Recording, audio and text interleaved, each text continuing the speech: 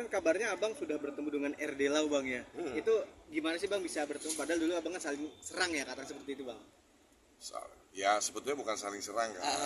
Awal mula kan dari pihak Bang Raden kan menyampaikan statement yang saya kira harus saya jawab juga gitu kan.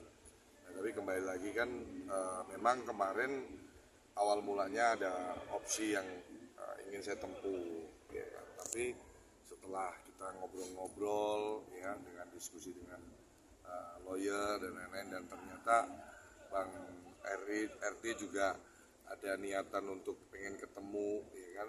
Segala sesuatu kan kalau niat baik itu tidak boleh ditolak ya kan. Jadi saya kemarin undang di salah satu tempat usaha saya juga, Embassy Jakarta ya kan. Kemudian kita berbincang di situ, ngobrol, dan ternyata setelah saya gali, saya harus sampaikan secara jujur bahwa Bang Raden Dadan ini atau RD Lau ini seseorang yang punya pemikiran yang sangat jenius, saya bilang ya. Orang yang smart, orang yang punya cukup banyak pengalaman juga, dan saya malah kita berbincang untuk opportunity ke depan. Insya Allah saya akan ada kolaborasi di bidang hukum ya, di bidang hukum dengan Bang RD Lau dan juga Bang Jainuddin. Bang Jainuddin itu saya sangat takjub pertama kali ketemu beliau, ngobrol-ngobrol dengan Bang Jainuddin. Ini orang pemahaman hukumnya sangat luar biasa ya kan. Komunikasi skillnya juga sangat luar biasa. Kalau saya kan saya ini pengusaha, saya ini entrepreneur. Apa yang bisa jadi opportunity ya kita jajaki, dan kita insya Allah sih pertemuan dari awal mungkin perseteruan, dari awal mungkin gontok-gontokan di medsos, endingnya kita akan malah justru akan menjadi sinergi yang bisa, pertama visi kita adalah untuk bagaimana kontribusi buat masyarakat, karena kita lihat di negara kita ini masih banyak ketimpangan dalam hal proses hukum. Jadi dan saya kira saya harus merangkul banyak pihak untuk yang memang punya nawa itu, visi misinya yang sama, untuk bagaimana kita bisa berkontribusi untuk masyarakat lebih luas lagi. Dan itu saya lihat ada di sosoknya Bang Jainuddin dan Bang RD Lau, karena dua orang ini dalam bukti mereka mengawal proses di mendampingi kuasa sebagai kuasa hukumnya Agus, tulus pastinya ya kan, benar-benar totalitas dalam membela klien dan lain-lain gitu kan. Nah saya pikir itu sesuatu hal yang sangat baik untuk bisa saya ajak sinergi untuk bikin sesuatu yang lebih baik lagi untuk masyarakat. Termasuk Bang, tantangan dari Bang RD sendiri yang 5 miliar nih gue bisa menjadai. Itu gimana tuh bang? Sempat dibahas ya kan? Kemarin sempat dibahas. Jadi beliau sampaikan ya, intinya sih dengan kalimat maaf yang beliau sampaikan itu saya kira sudah menggugurkan semua apa yang sudah distatementkan, tantangan-tantangan apa-apa dan lain-lain. Itu saya orang yang sangat melihat segala sesuatu itu secara komprehensif. Jadi kalimat maaf yang dia utarakan ini, mengucapkan maaf itu adalah sesuatu yang mulia gitu. Bang RD Lau berani menyampaikan permintaan maaf, bahkan saya tanya ini boleh didokumentasi Bang, dengan senang hati, boleh dipublikasi dengan senang hati Bang John. Artinya gentleman gitu. Kalau namanya orang nih, siapa sih yang nggak berbuat dosa, siapa sih yang nggak kepleset ngomong ya kan. Tapi bagaimana kita ketika sudah mungkin ada yang tidak sesuai, ada kekhilafan atau ucapan-ucapan yang mungkin tidak sesuai yang sebagaimana mestinya, menyadari dan meminta maaf. Dan saya kira segala sesuatu ini kan jalan Allah semuanya, qadarullah kan, bisa ketemu awalnya dari pertikaian. Nantilah tunggulah, saya akan bikin sesuatu yang luar biasa yang pastinya di bidang hukum untuk ngebantu masyarakat banyak gitu. Dan Bang Jainuddin serta Bang RD Lau ini akan saya jadikan tim inti, apalagi khususnya di bidang core bisnis saya kan, di bidang perizinan ini setiap hari lahir pengusaha baru.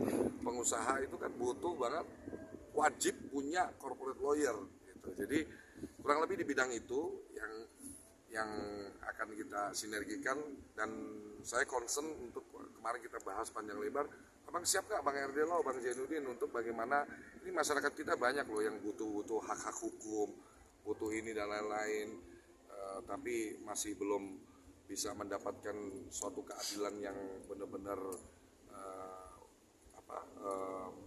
baik untuk semuanya gitu kan, dari segi pandangan hukum, aspek-aspek hukumnya dan lain-lain.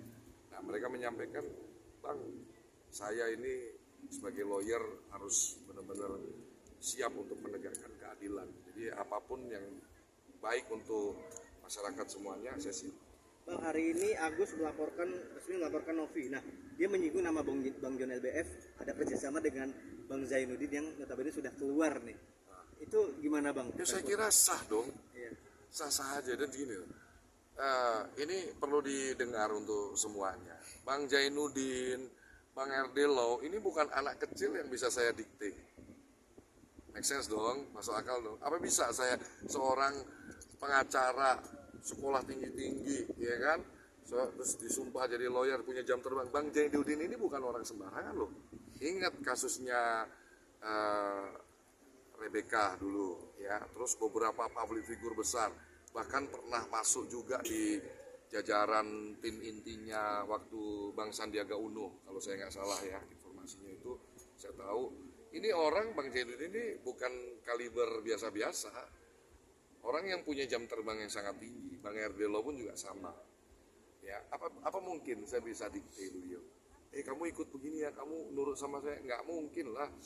Dia punya pemikiran, Bang Zainuddin, Bang RD Lo ini punya pemikiran yang cerdas gitu loh, ya kan? Jadi saya kira sah-sah saja. Mau dia mau memutuskan masih ada di timnya Agus atau tidak, Bang Zainuddin pun kan juga punya hak hukum, punya hak prerogatif untuk menentukan aku mau masuk ada di sini tetap dan aku mau keluar. Pastinya ya dalam misalkan kayak saya memimpin perusahaan, karyawan masih stay di perusahaan saya. Ini saya nggak menyamakan Bang Zainuddin kayak karyawan loh, ini saya menganalogikan aja. Contoh, karyawan saya masih ada stay di perusahaan saya, pasti ada reasonnya dong. Kenapa dia masih stay? Karyawan saya resign, pasti ada reasonnya dong kenapa dia harus resign. Nah sama halnya dengan suatu tim yang sedang membela klien dan lain-lain gitu. Terus dalam perjalanan mereka ada yang mengundurkan diri, ada yang keluar, ada yang masih tetap bertahan. Ya saya kira kita harus jadi orang dewasa yang bisa menghargai segala keputusan yang diambil oleh setiap manusia. Kalau terus ada yang keluar terus jadi tersinggung, terus jadi baper, saya kira itu kurang dewasa, ya kan? Kurang dewasa. Terus misalkan keluar, loh saya tuh gini ya teman-teman, ini memang banyak banget yang akhirnya jadi salah paham. John LBF hadir itu karena awal mulanya saya melihat ini orang di mata saya ya, di mata maupun sekarang belakangan kita lihat kayaknya Agus penglihatannya sudah mulai membaik. Alhamdulillah, saya ikut seneng, ya kan?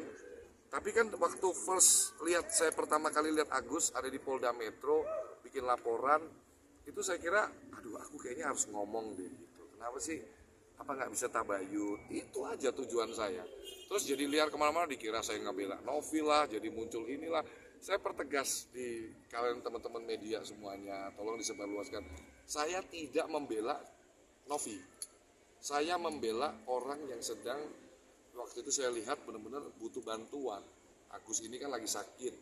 Saya kira boleh dong, saya punya hak juga dong.